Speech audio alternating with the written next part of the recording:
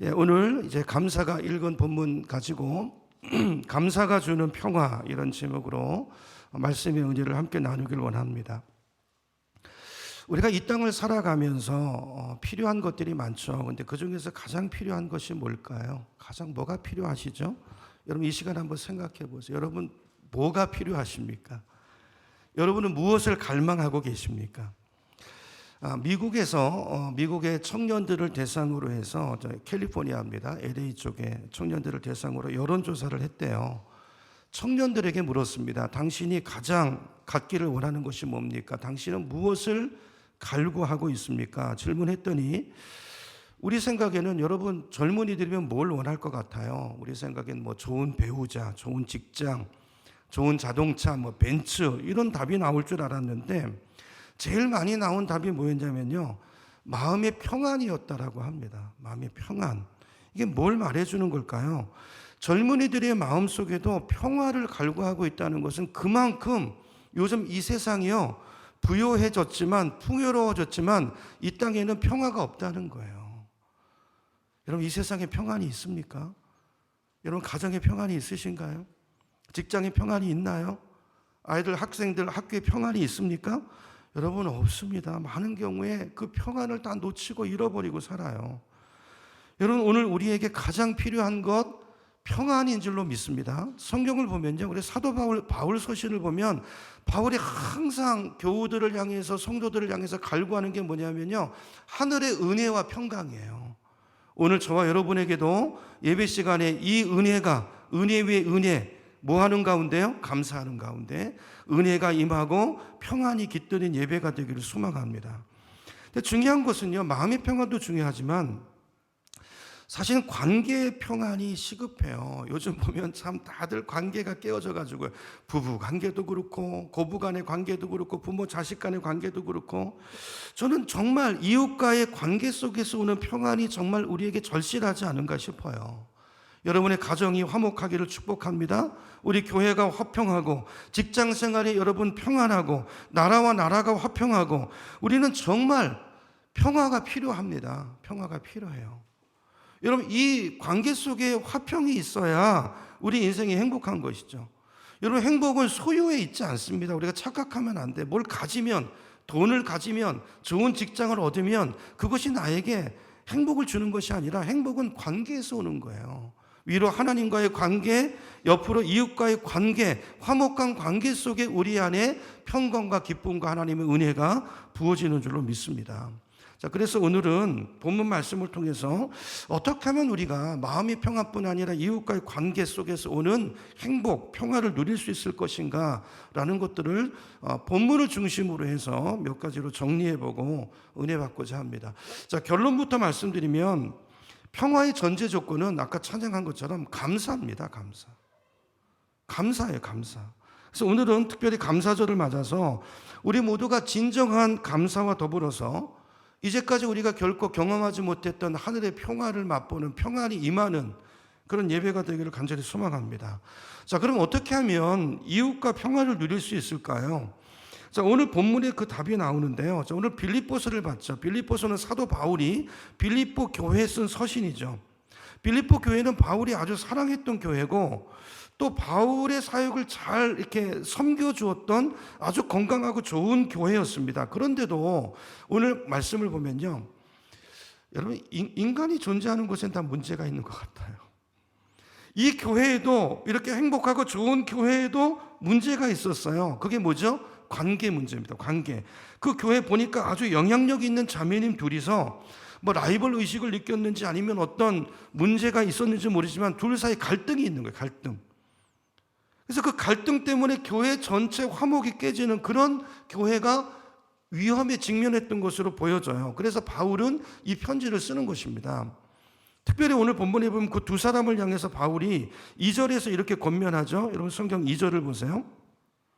나는 유오디아에게 권면하고 순두계에게도 권면합니다. 주님 안에서 같은 마음을 품으십시오. 그래서 여기 두 사람 이름이 나오죠. 유오디아, 순두계라는 사람이 나오는데 우리는 이분들이 어떤 사람인지 잘 모릅니다. 알 수 없어요. 그렇죠? 근데 한 가지 분명한 것은 두 사람이 갈등이 있었다는 거예요. 갈등. 그래서 그 영향이, 그 안 좋은 관계가 교회 전체적인 분위기에 크게 미치고, 여러분 그렇잖아요. 영향력 있는 사람이 다투고 분쟁하고 갈등하게 되면 영향이 공동체에 퍼지잖아요. 좀 이런 상황이었던 것이죠. 우리가 빌립보서를 읽어보면 바울이 계속 빌립보서를 통해서 강조하는 게 뭐냐면 하나됨입니다. 하나. 계속 말해요. 하나가 되십시오. 하나가 돼야 됩니다. 이런 말이 반복해서 나와요. 바울이 얼마나 염려가 됐으면 하나 되라는 이야기를 이 짧은 서신에 계속 말하고 있을까요? 짐작이 가죠. 자, 오늘 우리는 우리 입장을 바울의 입장이 아니고 지금 갈등을 겪고 있는, 다투고 있는 두 여인에게 두려고 합니다. 유오디아와 순두기 입장에서 이들이 왜 문제가 생겼고 어떻게 하면 우리가 이 문제를 극복할 수 있을까? 어떻게 우리도 교회 안에서 화목한 관계를 이룰 수 있을까라는 것을 이제 두 분의 입장에서 한번 생각해 보려고 합니다. 자, 이웃과 여러분 화목하려면 첫 번째는요, 상대방을 인정해야 됩니다. 나만 구원받은 하나님의 자녀가 아니고요, 옆에 분도 하나님이 사랑하시는, 예수님이 그분을 위해서 죽으신 형제고 자매예요. 그분도 구원받은 하늘 백성이라는 것을 인정해야 돼요. 중요해요. 자, 오늘 본문을 보면 바울이 서로 불화하고 있는 두 사람을 향해서 계속 이걸 강조합니다. 너희들은 동역자다, 이 말을 해요. 우리는 동역자인 줄로 믿습니다. 우리는 지체예요, 지체. 떨어질 수 없는, 서로 연결된 지체입니다. 너희들은 같이 구원받은 사람이야, 이 말을 반복해요. 3절 후반절로 가보세요. 스크린을 보면 쉬운 세번역으로 되어 있습니다. 저는 세번역으로 볼게요. 자, 후반부에 보면 이 여인들은 글레멘드와 그 밖에 나의 동역자들과 더불어 복음을 전하는 일에 나와 함께 애쓴 사람입니다, 그랬어요. 그죠? 두 사람이 다 그렇다는 거예요. 다 바울의 동역자라는 거예요. 바울이 사랑하는 지체라는 거예요. 그죠? 또 그들의 이름이, 그 뒤에 이름은 어디에 기록되어 있어요? 생명책에 기록되어 있습니다, 그랬어요. 여러분, 바울이 이 얘기를 왜 할까요? 여러분, 생명책이 뭐죠? 구원받은 하나님의 자녀들의 이름을 기록해 놓은 책이잖아요. 그러니까 바울이 이 이야기를 하는 것은 뭐죠? 두 분은 지금 다투지 마세요, 그 말. 하나가 되십시오. 왜냐하면 두 분은 나중에 천국에 가서 영원히 함께 살 관계입니다, 그 말이에요. 영원토록 봐야 될 사람이에요. 여러분, 옆에 계신 분 한번 보시죠. 옆에 한번 보세요. 여러분, 천국에서, 여기서뿐만이 아니라 우리는 천국에 가서 영생을 함께 누릴 하나님의 자녀들인 줄로 믿습니다. 하나 되라는 거예요.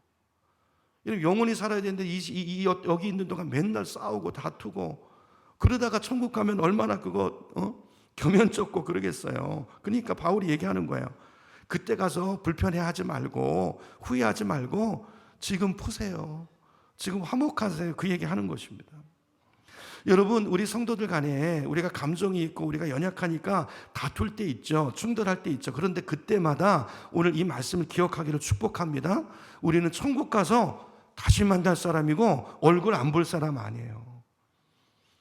여러분, 어떤 분 이제 다퉈서 이제 교회 옮기기도 하는데, 아니면 교회는 옮길 수 있을지 모르지만 여러분, 천국에서 같이 봐야 돼요. 천국에서 같이. 그러니까 여러분, 화목하시길 축복합니다. 여기서부터 사랑의 관계를 잘 맺어 가세요. 그리고 가서 기뻐하며, 그죠? 이렇게 함께 영생을 누려야 되지 않겠습니까? 우리 가운데 이렇게 다투시는 분들 보면 어떤 분 그런 분이 있어요. 제가 이런 얘기하면, 아니 나는 저분이 천국 가면 나 그 천국 안 가요, 이렇게 말하는 분 계시는데, 여러분 그런 말 하지 마세요. 제가 지난주 하나님 우리 말 생각까지 다 아신다고 그랬잖아요. 하나님 그 수분 들어주시면 어떡하려고 그러세요? 천국 진짜 안 가고 싶으세요? 여러분, 아무리 우리가 의견이 어긋나고 달라도 우리는 언젠가는 천국에서 영원히 얼굴을 맞대고 영원히 살 지체들이에요. 형제입니다. 자매입니다. 그러므로 여러분, 가능하면 불편한 관계 되지 않도록 화해하시고 푸시고 화목할 수 있는 우리가 되기를 축복합니다. 이게 첫 번째고요. 두 번째는요, 이웃과의 평화를 누리려면 이게 우리 힘으로 잘 안 될 때가 있어요. 그때는요, 다른 분의 중재를 요청하라는 거예요. 나보다 더 믿음이 좋은 분, 교회 안에 특별히 덕망이 있는 분들이 있으시잖아요. 도움을 청하시기 바랍니다. 오래 두시면 안 돼요. 불편한 관계를. 자, 3절에 보면 바울이 그 부탁을 하고 있어요. 3절 보세요. 3절. 나의 진정한 동지여 그대에게도 부탁합니다. 이 여인들을 도와주십시오 그랬어요. 여기 그대가 누굴까요? 오늘 본문에 나와 있지 않지만 제 생각에는 또 성경학자들 말에 의하면 이 편지가 전해질 때쯤 빌립보에 가 있을 디모데를 말하는 것. 바울의 사랑하는 제자 디모데를 말하는 것입니다. 그러니까 바울이요, 이 두 분들의 화목을 누구에게 부탁해요? 디모데에게 부탁해요. 디모데에게 중재를 요청하고 있습니다. 여러분, 이게 우리에게 주는 메시지가 있어요. 우리가 이웃과의 관계가 틀어져서 그걸 다시 이렇게 풀기가 어려울 때는요, 빨리 누군가 우리를 도울 수 있는 제3자를 통해서 여러분 푸시기를 축복합니다. 왜냐하면요, 이걸 그대로 두고 관계가 악화되면요, 여러분 이 관계 속에는 악한 영이 역사하거든요. 이걸 내버려두면 자꾸 악화돼요. 놔둬서 좋아지는 경우는 잘 없습니다. 그리고 이게 자꾸 있잖아요. 감정적으로 격해지면, 감정이 틀어지면요, 사람은 감정이 상하잖아요. 그러면 그 다음부터 의사소통이 안 돼요. 소통이 끊어져 버려요. 그러면 그때부터는 무슨 말을 하든지 자기 입장만 있어요. 자기 입장. 어떻게 하든지 내 입장을 변호하려는 마음 때문에 말이 자꾸 날카로워지고요, 공격적이 되고요, 상대방의 말에 대해서 귀를 닫아버리게 됩니다. 그래서 이 관계 문제가 생길 때 이런 메커니즘이 작동하기 때문에 그 관계가 깨졌을 때 그 문제를 본인이 풀려고 하면 감정이 상했을 땐 누구 중심이라고요? 자기 중심이니까요. 그게 풀어지는 게 아니라 그렇게 해서 해결되는 경우가 거의 없어요. 거의 없어요. 저도 그런 시행착오를 많이 했고요. 제가 보니까 안 돼요, 안 돼. 대부분이 악화됩니다. 악화돼요. 사과하러 갔다가도 갈 때 좋은 마음 품고 갔다가도 더 안 좋아져서 다투고 오는 경우가 대부분이에요. 그래서 교회 안에 특별히 기도 많이 하시고 그런 어른에게 제3자에게 도움을 요청하는 것이 현명할 때가 많아요. 자, 그런데 보면요, 자, 남자분들은 이 자존심이 있어가지고요, 남자분들은 자기 본인도 그렇고 어떤 관계에 문제가 있다는 것을 잘 드러내려고 하지 않아요. 잘 인정하기도 싫고 문제가 있다 하더라도 또 남의 도움을 청하는 것이 이게 자존심 상하는 일이라고 생각이 돼가지고 자꾸 덮어두고 쉬쉬하다가 이게요, 도저히 회복할 수 없는 자리까지 가기도 하고, 그래서 결과적으로 자기를 파괴하고 주위를 파괴하는 일들이 많이 있는 경우를 보게 돼요. 안타까운 일이죠. 여러분, 오늘 좀 정리했으면 좋겠어요. 남에게 도움을 요청하는 거 부끄러운 일 아닙니다. 문제가 있을 때는 3자에게 빨리 요청해서 미루지 마시고 조기에 수습하시고 해결하시길 축복합니다. 자, 이때 이제 중재자의 역할이 뭐냐면, 중재자 역할은요, 판단하는 사람이 아니에요. 시비를 가려주려고 하시면 안 되고, 의사소통이 멈춰 있으니까 서로 막혀 있는 그 의사소통의 길을 열어주는 거예요. 길을 터주고 중재 역할을 하는 것입니다. 상대방을 위해서 내가 뭘 양보할 수 있는가, 이것들을 서로 말하게 하고 이걸 타협해가지고 타협점을 찾아주는 것, 상대방의 입장을 전달해주고 긍정적인 면에서 이렇게 감정을 내려뜨려주고 회복할 수 있는 길을 만들어주는 게 중재자 역할이죠. 그래서 이 부분은 제가 이제 나중에 또 깊이 있게 좀 다룰 때가 있을 거고요. 관계 문제에 대해서 한번 시리즈로 말씀을 나누려고 준비하고 있습니다. 어쨌든 그때 나누고, 중요한 것은 오늘 이제 관계 문제가 있다고 생각될 때는 이걸 미루면 안 된다. 이걸 기억하셔야 돼요. 얼른 도움받을 분이 없을까? 그분에게 중재를 요청해서 좀 오해를 풀고 문제를 해결하고 화평을 누리는 이런 지혜가 있는 저와 여러분 되기를 축복합니다. 두 번째고요. 세 번째는요, 상대방에 대한 기대치를 낮추셔야 돼요. 저는 이게 중요하다고 봐요. 자, 5절입니다. 바울이 5절에서 이렇게 말해요. 자, 5절. 여러분의 관용을 모든 사람에게 알리십시오. 주님께서 가까이 오셨습니다. 그랬어요. 자, 주님께서 가까이 계시고 주님 오실 날이 가까웠기 때문에 관용하라는 거예요. 여러분, 관용. 자, 문제는 관용이 뭐냐? 어떻게 하는 것이 관용하느냐 하는 것인데요. 자, 제가 볼 때 제일 좋은 방법은 기대치를 낮추는 것이 아닌가 싶어요. 상대방에 대한 기대치를 낮추는 거예요. 여러분, 잘 생각해 보면 우리가 왜 가까운 데 남편과 아내와 또는 자식과 부모에게 또 아니면 이웃에게 갈등이 생기고 왜 다툼이 생기고 섭섭함이 생기는가? 제가 생각해 보니까 상대방에 대한 기대치 때문에 그래요. 기대치가 너무 높아요. 많은 분들이 결혼할 때 배우자에 대해서 환상을 꿉니다. 환상을. 그죠? 저분이랑 만나고 저 사람이랑 살면 내가 행복해질 거야. 저분이 나를 행복하게 만들어줄 거라고 생각하는데 착각입니다. 그런 마음 가지고 결혼하면 99.9% 깨집니다. 행복은 저 사람이 나를 행복해 주는 게 아니라 내가 행복해져서 그 사람을 행복하게 만들어주는 거예요. 내 안에 예수 그리스도의 그분의 평안이 있어서 이 평안이 배우자에게 자녀에게 흘러가는, 여러분 그렇게 생각하셔야 돼요. 상대방에 대한 기대치를 낮추세요. 상대방이 내 필요를 채워줄 거라고 생각하지 마세요. 여러분 우리는 대부분 기대치, 내가 어떤 기대를 가지고 또 상대방한테 해요. 그러면 어떤 생각이 들면 이런 생각이 들죠. 내가 이쯤 이만치 했으니까 상대방도 이만치 와야 되는데 그게 안 오면 저런 인간 안 만난다. 그게 깨지죠. 내가 요 정도의 사람이기를 저분에게 기대했는데 상대방이 내가 기대하는 그만큼의 사람이 못 된다든가 할 때 우리는 실망하고 다투기도 하고 갈등을 일으키게 됩니다. 기대를 갖고 있는 한은 여러분 인간은 죄인입니다. 죄인. 어제 다르고 오늘 다르고 나부터가 죄인이에요. 나부터가. 내 기준으로 오해하고 우리가 얼마나 오해 잘하는지 요즘 제가 설교 시간 자주 말씀드리잖아요. 그렇죠? 그러니까 이게 안 돼. 기대치를 낮추셔야 돼요. 자기도 너무 몰아붙이지 마세요. 자기 자신도. 기대치를 낮추세요. 하나님이 눈으로 보시는 게 중요해요. 그래서 우리가 관대하려면 기대치를 낮춰야 되는데, 이웃과의 화목하려면 옆에 사람과 상대방에 대한 기대치를 낮춰야 되는데, 그러기 위해서는 관대해야 된단 말이에요. 관대해. 자, 그러면 어떻게 기대치를 낮추는가? 저는 그게 감사라고 생각해요. 감사. 오늘 감사절, 감사 이렇게 절기 때 되면요 목회자가 사실 참 설교 이제 늘 그 감사 그 절기 때마다 설교하는 본문이 한정돼 있잖아요. 뭘 전할까 하다가 저는 감사 이 부분을 저는 이제 이번에 묵상을 좀 하려고 하는데요. 서로에 대해서 감사거리를 찾으시기 바랍니다. 그렇죠? 상대방이 나한테 못한 것을 보고 생각하지 말고 잘해준 거를 기억하세요. 잘해준 거를 기억하고 그걸 잊지 마세요. 그리고 그걸 감사를 표현하세요. 그러면 화평이 와요. 그리고 자꾸 감사하기 시작하면 의외로 상대방이 좋아 보여요. 그리고 기대치가 낮아져요. 그렇죠? 이만해도 좋은 분으로 느껴진단 말이죠. 우리는 자꾸 지금 없는 거 보고 안 된 거 그걸 보기 때문에 이제 우리 마음이 불편해지죠. 그게 아니고 저분이 예전보다 조금 나아진 것, 조금 변화된 것, 그걸 감사하기 시작하면 기대치가 낮아져요. 그러면서 우리는 서로에 대해서 관용할 수 있게 되는 거죠. 저는 이렇게 바꾸고 싶어요. 관용을 감사라는 단어로 바꿀 수 있다고 생각해요. 상대방에 관대하다는 것은, 관용하다는 것은 그분의 좋은 점에 대해서 감사하는 거예요. 그런 태도를 우리가 가질 때 관계에서 화평이 오게 될 줄로 믿습니다. 저는 이제 목회자끼리 이제 만나서 가끔씩 이야기를 하다 보면 많은 목회자들이요, 교회 지도자들과의 관계 문제 때문에 고통받고 힘들어하고 어려움을 겪는 경우들을 많이 봅니다.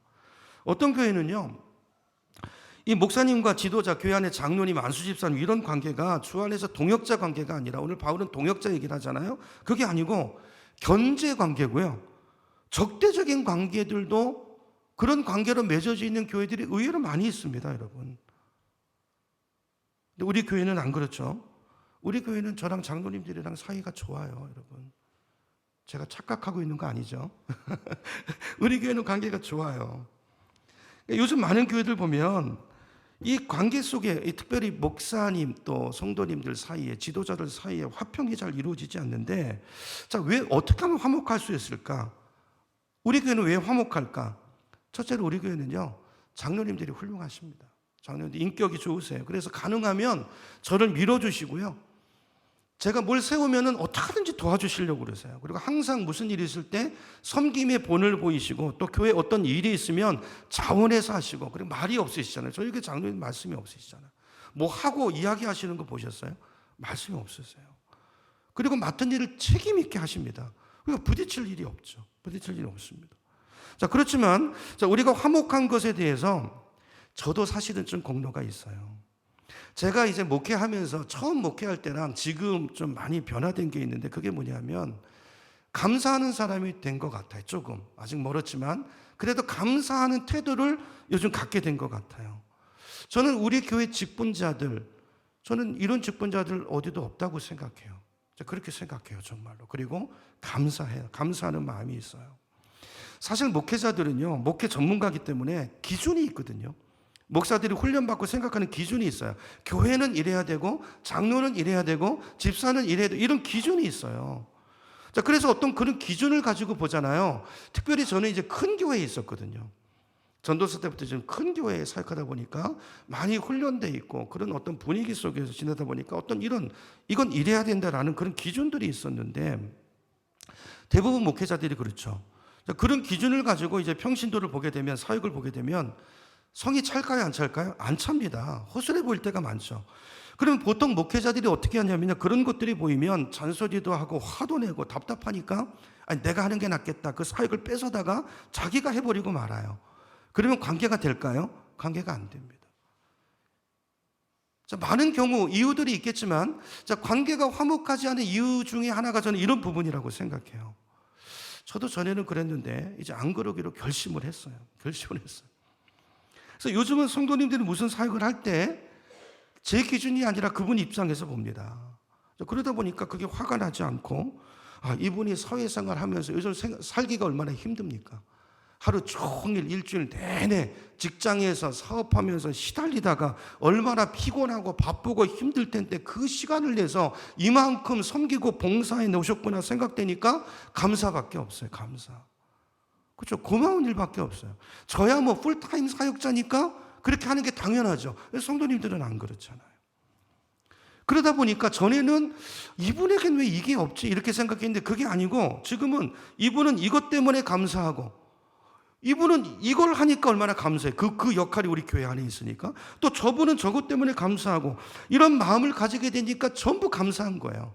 그러다 보니까 제가 감사를 표현하게 되고 그런 마음들이 전달되게 되고 그러면 이제 서로 화평이 이루어질 수 있는 것이죠. 여러분, 이것은 교회뿐만이 아니라 우리 가정생활도 마찬가지고 저는 모든 관계 문제에 동일하다고 생각해요. 우리가 평화를 누리려면 서로에 대해서 관용해야 합니다. 그 사람의 입장에서 내 입장에서 내 목표, 내 야망을 이루기 위해서 그 관점으로 상대방을 보면 없는 게 보이죠. 왜 이게 안 될까? 이렇게 가야 되는데 그게 아니고 기대치를 낮추고 그분의 입장에서 볼 때 그죠? 감사할 수 있고 그것이 저는 우리 관계 속에 화목을 이루어올 수 있다고 믿습니다. 여러분, 가정관계도 마찬가지죠. 여러분, 아내분들은 남편을 보고 그렇게 생각하셔야 돼요. 내가 이만한 남편 만난 거 얼마나 축복인가, 하나님의 은혜다. 그러면서 여러분 감사하세요. 감사하시기 바랍니다. 남편들도 아내를 보면서 야, 나 같은 남자하고 살아주는 거 얼마나 고맙냐, 감사하시기를 축복합니다. 부모님들 자녀들 보면서 답답할 때 있잖아요. 근데 이만큼 잘해준 거 우리가 얼마나 부족한 부모입니까? 그럼에도 불구하고 하나님의 은혜로 이놈들 그래도 이만큼 잘해준 거 참 고맙다 이렇게 표현하고 감사하시기 바랍니다. 아이들한테. 자녀들도 마찬가지예요. 부모님 보면서 옆에 부모님은 이런 거 해주는데 우리 부모는 못 해준 거 생각하지 말고 여러분 서운함이 있을 수 있지만 이만큼 키워주신 거 참 감사하다. 이렇게 감사 위에 감사를 더하면 아까 찬양 뭐라고요? 은혜 위에 은혜가 쌓이는 줄 믿습니다.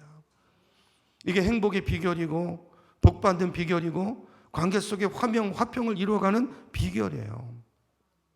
직장 생활도 똑같습니다. 여러분, 일하는 환경이 불편할 수 있지만 그래도 나 같은 사람, 요즘 직장이 없어서 얼마나 사람들 고생하는데 이런 직장이 있고 나 같은 사람 써주셔서 너무 감사하다. 사업주에 대해서 이런 마음 가지고 해보세요. 마음이 전달됩니다.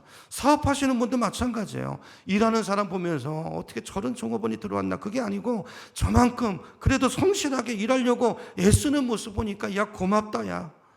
여러분, 감사가 기대치를 낮추고 감사가 관용을 가져오고 서로를 향한 마음의 문을 여는 것입니다. 화목을 가져오는 것입니다. 그럴 때 이웃과의 평화가 이루어지는 거예요.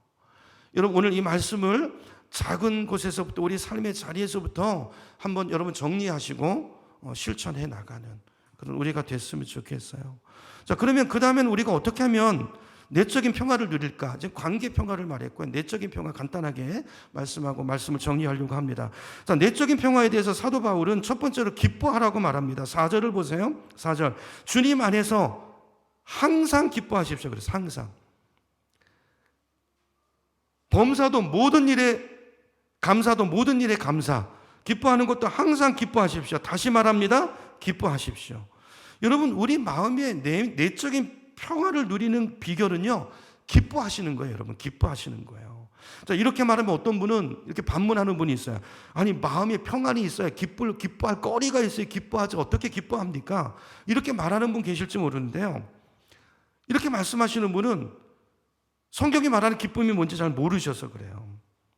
성경이 말하는 기쁨은요, 우리 감정을 말하는 게 아니고 동사입니다. 그러니까 형용사가 아니고 성경이 말하는 기쁨은 동사예요. 그러니까 환경이 어떠하든지 내가 기뻐하기로 결정하는 거예요. 환경 때문에 내가 내 감정을 말하는 게 아니라 여기서 성경이 말하는 기쁨은 항상 동사인데요. 기뻐하기로 선택하는 거예요. 그러면 하나님이 기쁨을 주세요. 기쁜 상태가 돼요. 감사도 똑같아요. 감사하기로 결정하시는 거예요. 성경이 말하는 기쁨은 내 기분을 묘사하는 형용사가 아니라 내가 기뻐하기로 결정하는 동사라는 걸 기억하세요. 사랑도 형용사가 아니라고 그랬죠. 사랑도 감정이 아닙니다. 사랑하기로 결정하는 거예요. 행동이에요. 동사입니다. 나는 감정이 안 돼서 저 인간 사랑 못해. 그게 아니고 사랑하기로 선택하고 뭔가를 하는 거예요. 그러면 그 사람을 사랑하는 마음이 생겨요. 그 뒤에. 그렇죠? 반대로 하시면 안 돼요. 자, 오늘 그걸 잘 보여주는 게 성경이 이제 야고보서인데요. 야고보서 1장 2절을 보겠습니다. 우리 스크린 보시죠. 야고보서 1장 2절 제가 읽습니다. 나의 형제 자매 여러분이 여러 가지 시험에 빠질 때 그것을 더할 나위 없는 기쁨으로 어떻게 하라고요? 생각하십시오. 다른 번역에 보면 여기십시오. 다른 번역에 보면 결정하십시오. 이렇게 돼 있어요. 여러분, 시험은 고난과 역경이죠. 자, 고난과 역경이 왔을 때 바울은 그걸 어떻게 생각하라고요? 기뻐하라는 거예요. 아니, 기쁜 마음이 없는데 어떻게 기뻐합니까가 아니라 기뻐하기로 결정하라는 거예요. 그렇게 여기라는 것입니다. 이게 어떻게 가능한가? 왜 그래야 되는가? 이런 고난과 역경 그 자체가 기쁠 수는 없잖아요. 그건 힘든 거잖아요. 싫은 거잖아요. 피하고 싶은 거잖아요. 자, 그런데 히브리서를 보면 히브리서 12장 11절 스크린 보세요. 제가 읽습니다. 무릇 징계는, 어떤 성경에는 무릇 훈련은 어떤 것이든지 그 당시에는 즐거움이 아니라 괴로움으로 여겨지지만, 맞죠? 우리가 받는 시련이나 고난은 절대 즐거울 수 없어요. 감정 상태는 말이죠. 그 자체는 감정은 괴로움입니다. 슬픔입니다. 자, 그러나 그 다음에 결과가 있다는 거예요. 결과. 나중에는 이것으로 훈련받은 사람들에게 정의의 평화로운 열매를 맺게 합니다. 자, 이런 좋은 결과가 있기 때문에 그걸 바라보면서 그걸 기대하면서 기뻐하기로 결정하는 거예요. 아직 오지 않았지만, 지금 상태는, 지금 상황은, 지금 내 감정은 힘들지만 바라보고, 그 믿음이죠. 믿음은 바라는 것의 실상이잖아요. 믿음은 뭘 믿는 것입니까? 하나님의 약속을 믿는 거잖아요. 이런 말씀을 믿고 그리고 기뻐하기로 결정하는 것입니다. 감사하기로 결정하고 감사 위에 감사를 더하면 은혜 위에 은혜가 쌓이는 것처럼 성경의 원리예요. 기뻐하기로 결정하고 기쁨을 선택하면 거기에 은혜가 오고 거기에 진정한 기쁨이 온다는 거예요. 이게 하나님이 우리 가운데 일하시는, 응답을 주시는, 임하시는, 다가오시는, 역사하시는 방법이라는 거예요. 그래서 다시 야고보서로 돌아가 보면요, 야고보서 1장 2절에 이렇게 말합니다. 나의 형제 자매 여러분, 여러 가지 시험에 빠질 때 그것을 더할 나위 없는 무엇으로? 기쁨으로 여기십시오. 기쁨으로 생각하십시오. 기뻐하기를 선택하십시오. 이렇게 말하는 거예요. 그래서 이유를 말하죠. 그렇게 기뻐해야 되는 이유는 시련 자체가 기쁜 게 아니라 기뻐할 때 다가올 결과 때문에 기뻐하라는 거예요. 길을 쓰고 생명 걸고 기뻐하라는 거예요. 그렇게 결단하고 살라는 거예요. 3절입니다.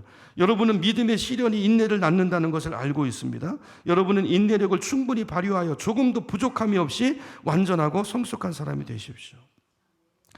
그러므로 여러분 어떤 시련이나 연단이 왔을 때 이 약속을 붙드는 거예요. 이게 내가 하나님의 자녀잖아요. 하나님이 나와 함께 하시는데.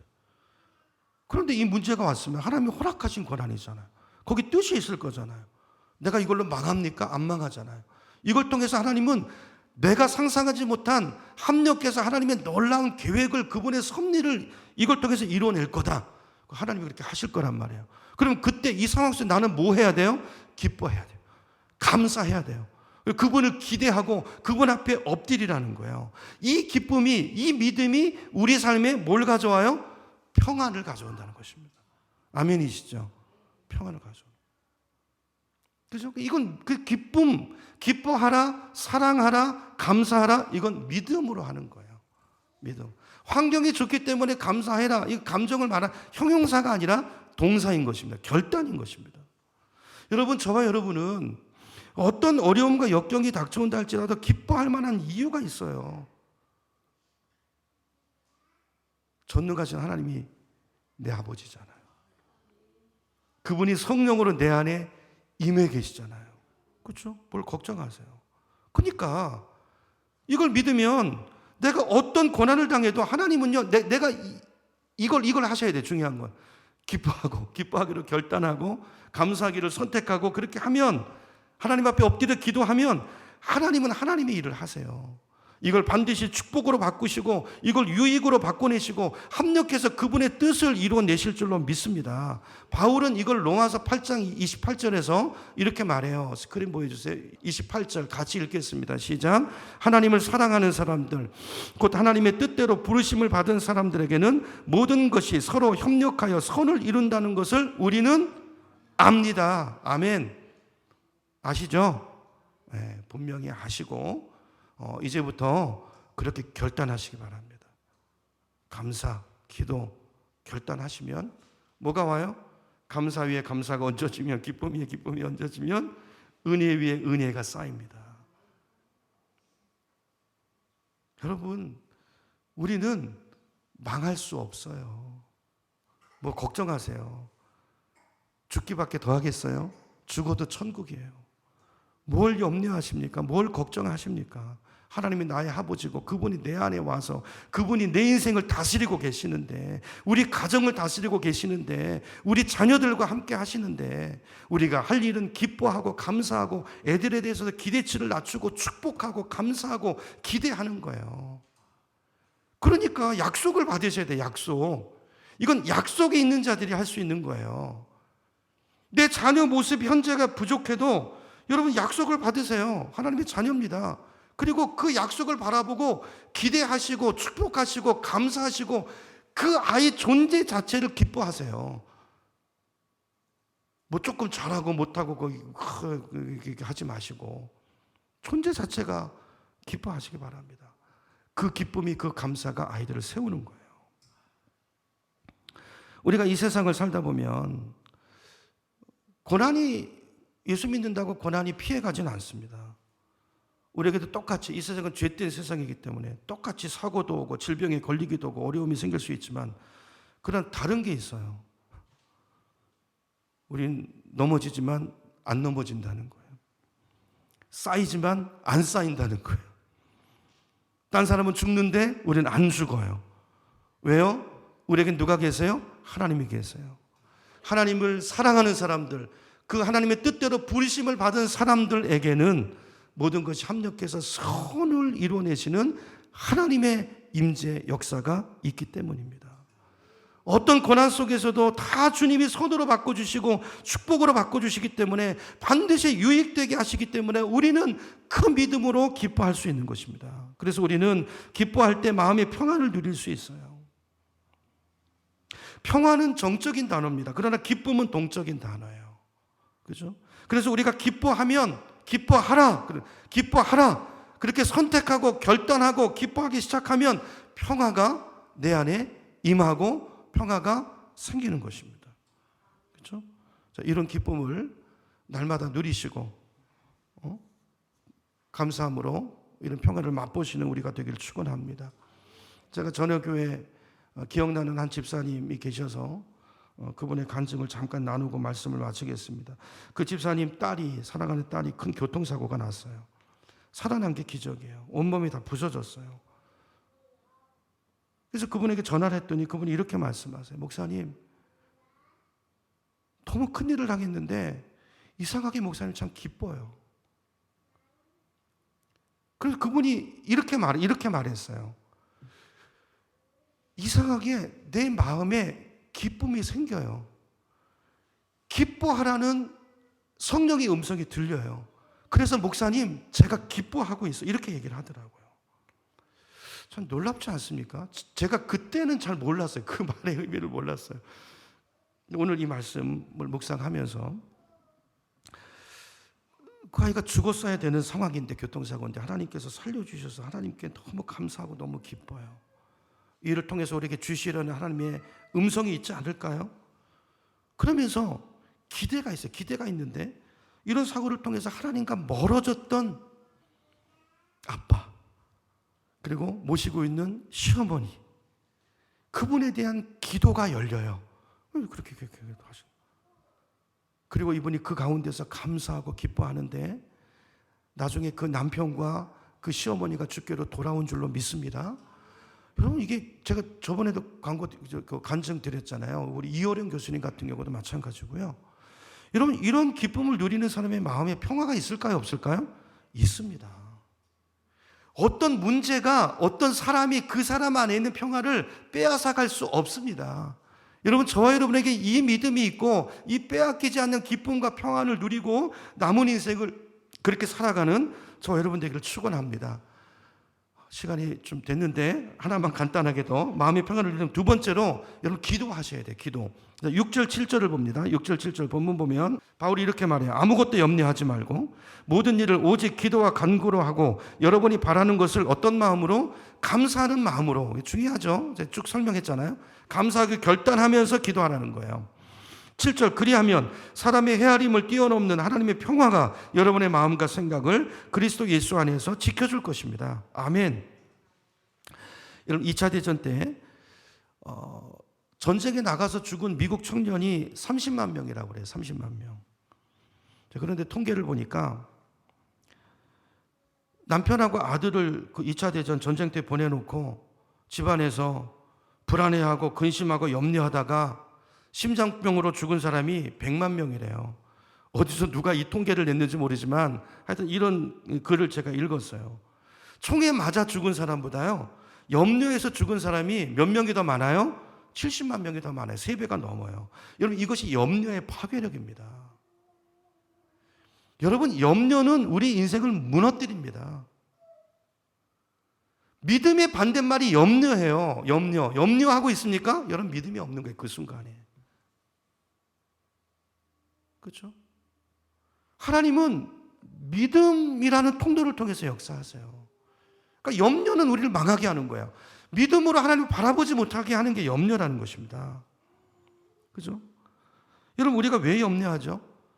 어떤 일이나 상황을 당했을 때 나에게 이것을 대처할 수 있는 어떤 자원이나 능력이 없다라고 생각되는 그 무력감이 임하게 될 때 우리는 좌절하고 낙심하고 원망하잖아요. 믿음은 뭐죠? 믿음은 나를 보는 게 아니라 시선을 나에게서 하나님께 옮기는 거잖아요. 그러니까 염려하고 있다는 것을 바꿔 말하면 뭐죠? 하나님을 바라보고 있지 않는 거예요. 그렇죠? 여러분,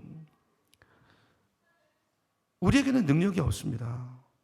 자, 그러므로 이제 염려가 올 때 바울은 그때 선택하라는 거예요. 선택. 너희들이 어떤 일을 당할 때 너 자신에게 시선을 돌려서 너 염려할래? 아니면 하나님께 시선을 두고 기도할래? 선택하라는 거예요.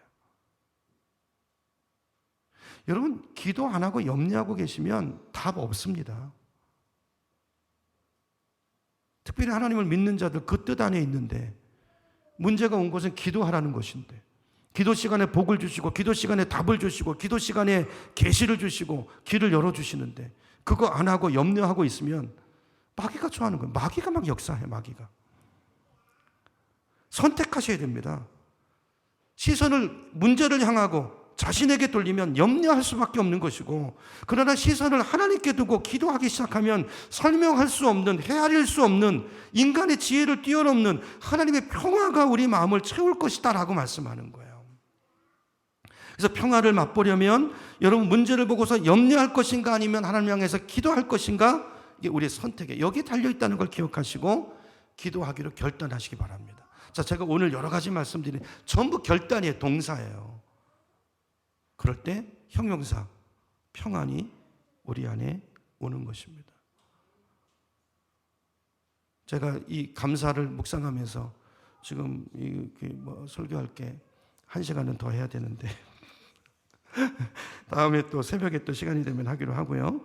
여러분 오늘 이 말씀을 마음에 담고 하나님은 우리가 평안하기를 원하세요. 샬롬, 샬롬. 여러분 하나님 안에서 누리는 평안은 우리의 권리이고 책임입니다. 권리이고 책임이에요. 평안을 누리라고, 평안을 빼앗기지 말라고 우리 안에 누굴 보내셨어요? 성령을 보내셨어요. 평화의 왕이신 예수 그리스도를 이 땅에 보내시고 평안하지 못한 우리 죄된 인생들을 향해서 예수 그리스도께서 우리 모든 죄값을 지불하시고 십자가에 죽으시고 3일 만에 부활하시고 승천하시고 성령을 우리 안에 보내시고 주님은 하나님 보좌 우편에서 우리를 위해서 간구하고 계십니다. 여러분 성령 안에 거하시기 바랍니다. 평안은 하나님의 성령 받은 하나님의 자녀가 누려야 될 권리이면서 동시에 책임이에요. 세상을 향해서 이 평안을 나누고 전할 책임이 우리에게 있다는 걸 기억하시고 이 평안을 누리시기 바랍니다. 누리시고 평화가 없는 세상 가운데 평화를 전하시는 그런 저와 여러분의 삶이 되기를 주님의 이름으로 축원합니다.